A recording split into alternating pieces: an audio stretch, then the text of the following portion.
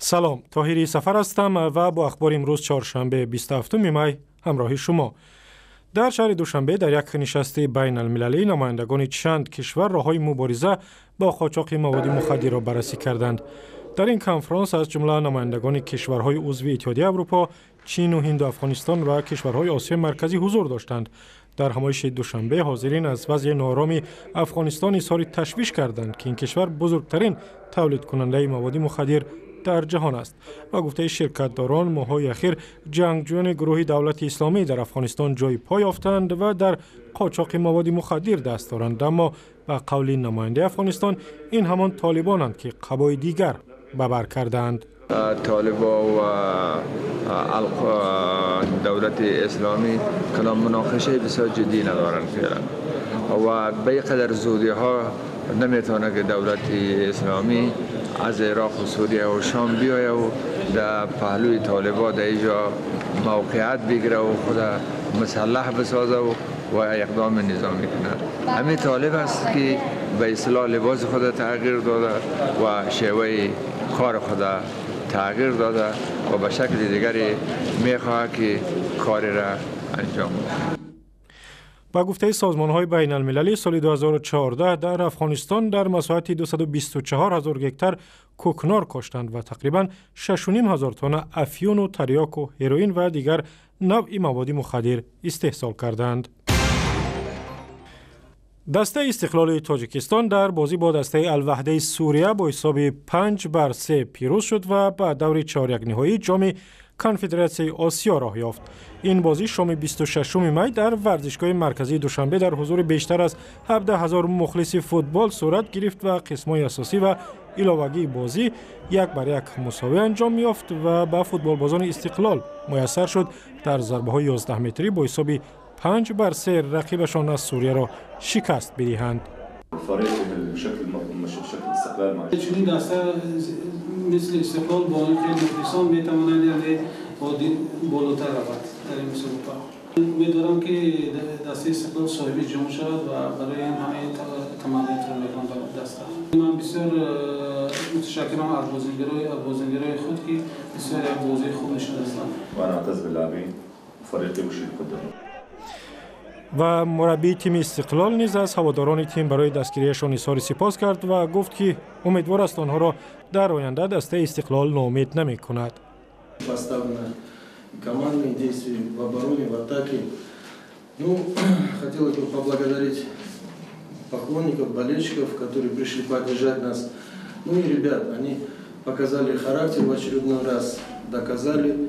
برای اولین بار است در تاریخ فوتبال تاجیک که یک دسته کشور بعد دور 4-1 نهایی جام کنفدراسیون فوتبال آسیا راه می‌یابد. رقیب استقلال در 4-1 فینال در قرعه‌کشی معین می‌شود.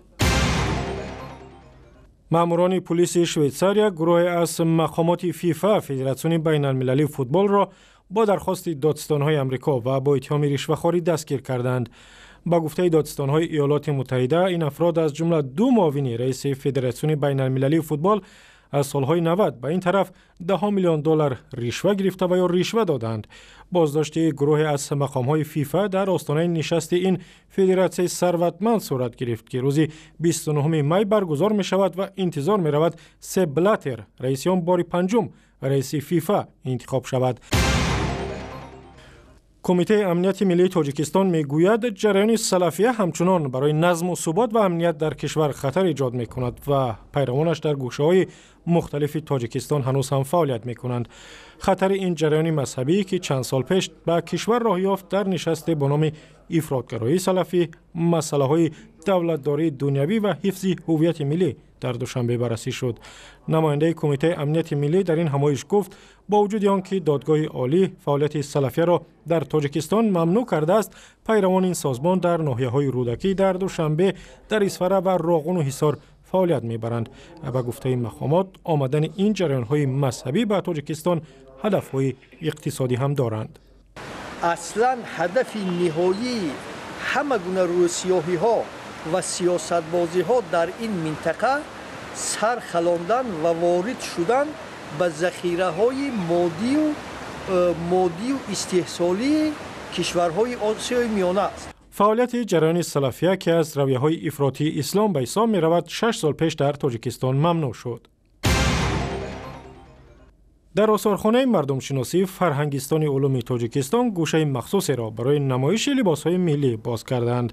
مقامات آثارخانه گفتند هدف از باز کردن گوشه مخصوص ترغیب لباس و فرهنگ ملی و آشنا کردن مردم با پیراهن‌هایی است که مردم تاجیک تا نیمه اول عصر 20 به بر می‌کردند. نمایش ما از یک جهت بخشیده به 3000 سالگی ایثار باشد، از جهت دیگر ما می‌خواهیم که در هر یک فرد جامعه، در جوانان، در نورسان بیدار نمودن حس خویشتن‌شناسی، دوست داشتن فرهنگ و تاریخ ملت خویش میباشد. در این گوشه آثارخانه 4 نوع لباس‌های زنانه و 1 نوع لباس‌های مردانه را به نمایش گذاشتند که مردم شناسان تاجیک از روستای قرطاق وادی حصار پیدا کرده گرفتند. مهمانان آثارخانه می‌توانند در اینجا با دستگاه‌های رساندگی قدیمی نیز آشنا بشوند و گوشه مذکور تا ماه سپتامبر در آثارخانه مردم شناسی باز می‌ماند. و اخبار از این هم بیشتر در وبسایت رادیو آزادی، در صفحه‌های ما در فیسبوک، توییتر و یوتیوب و هم زمینه مخصوصی رادیو آزادی برای تلفن‌های همراه.